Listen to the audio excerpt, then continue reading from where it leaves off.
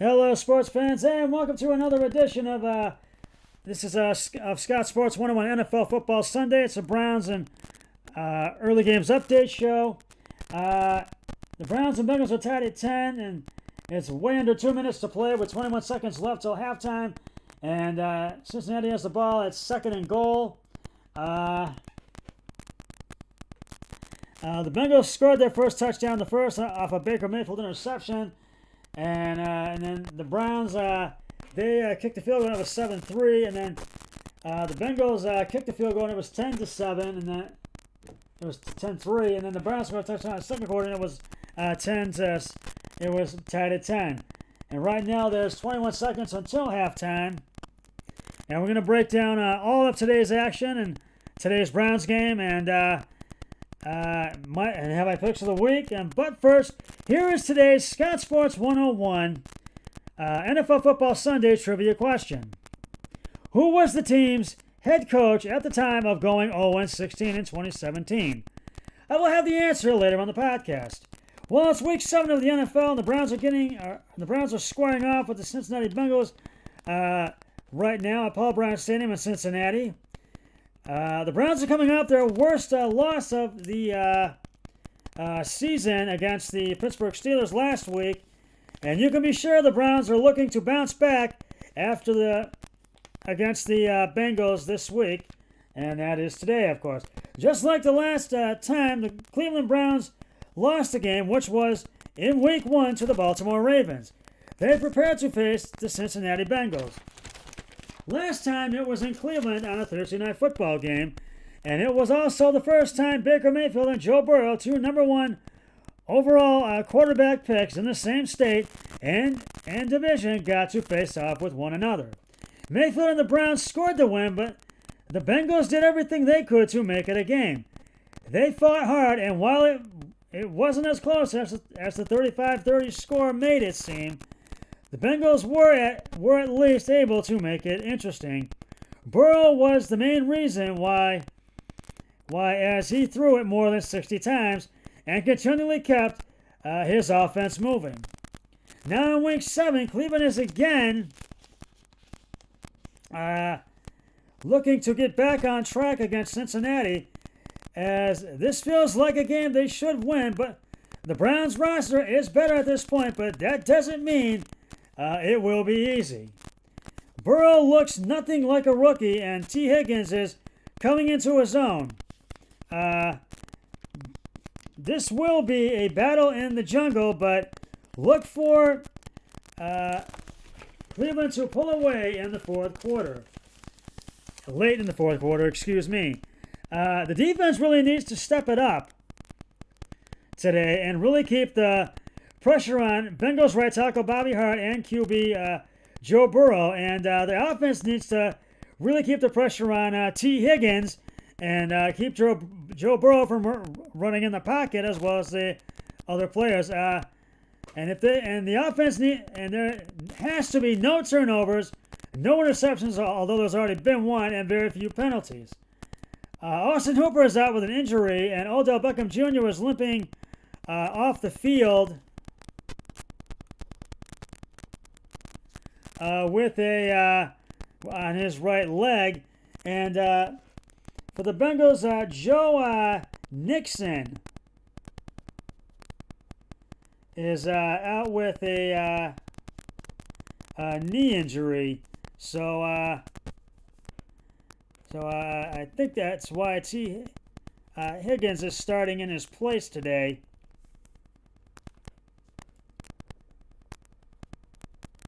So, but I feel if the Browns can really keep the pressure on the Bengals, and I just want to let you know right now it's halftime, and the Bengals scored a touchdown just before halftime. The extra point was good. It's now 17-10 Bengals at the half. So the Browns really need to make a comeback, and I think they will do just that in the second half. And if they want to win this game, they've got to do that. And they've got to really they got to keep Joe Burrow from running in the pocket and getting into the red zone and getting into the end zone to score touchdowns. And they've got to put the pressure on the Bengals offense and defense and on T. Higgins. And as well, and also Brian Smith as well. They put the pressure on him.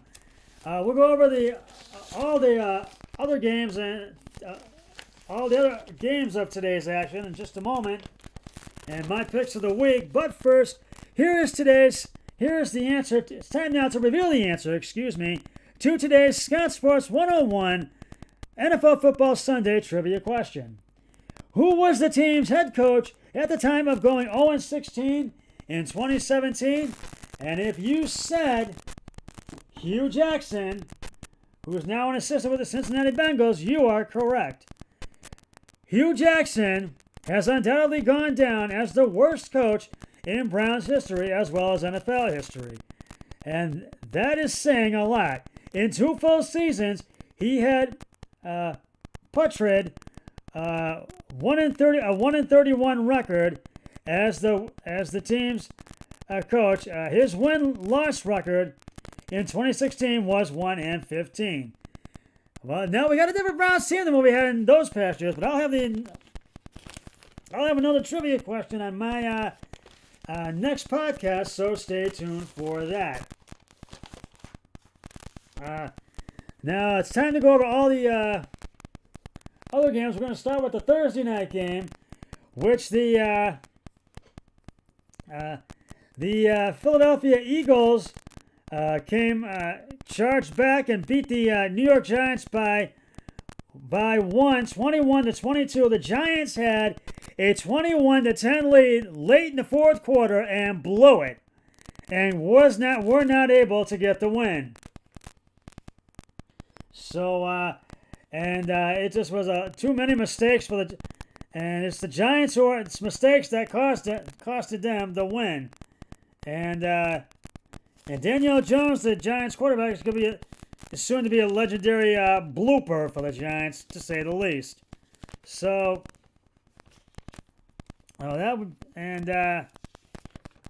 it just wasn't. It didn't go the Giants' way, and but yeah, the Giants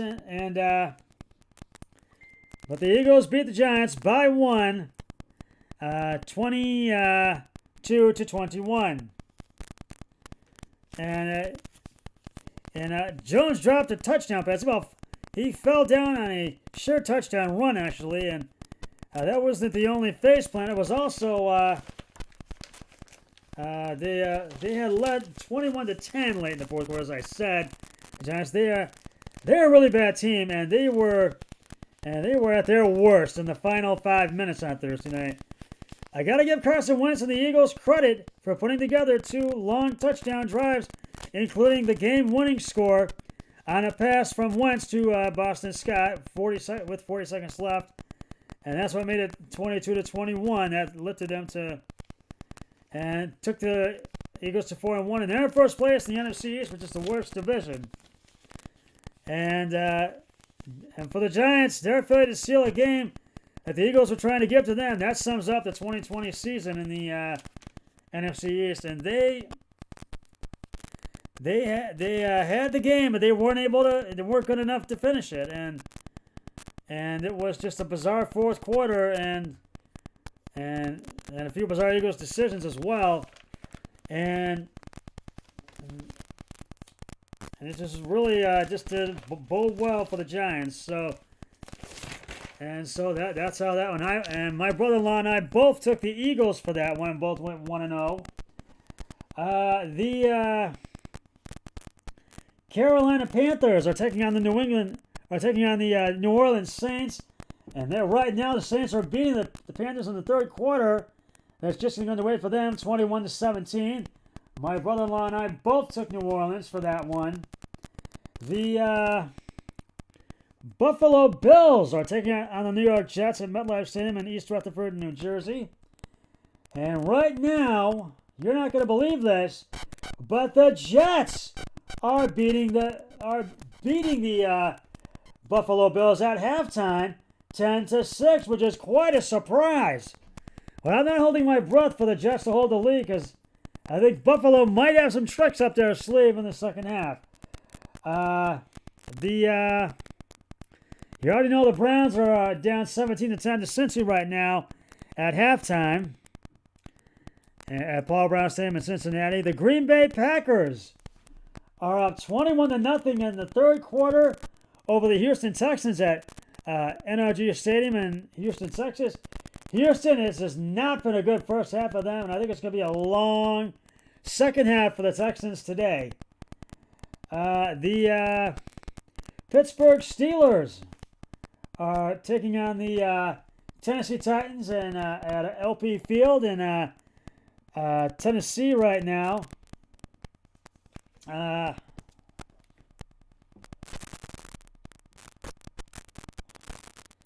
sorry about this for the delay. And for those that picked, my brother-in-law and I took Buffalo, Green Bay, and New Orleans and Pittsburgh. And and Pittsburgh's all over Tennessee right now. 24-7 at LP Field in Nashville, Tennessee. The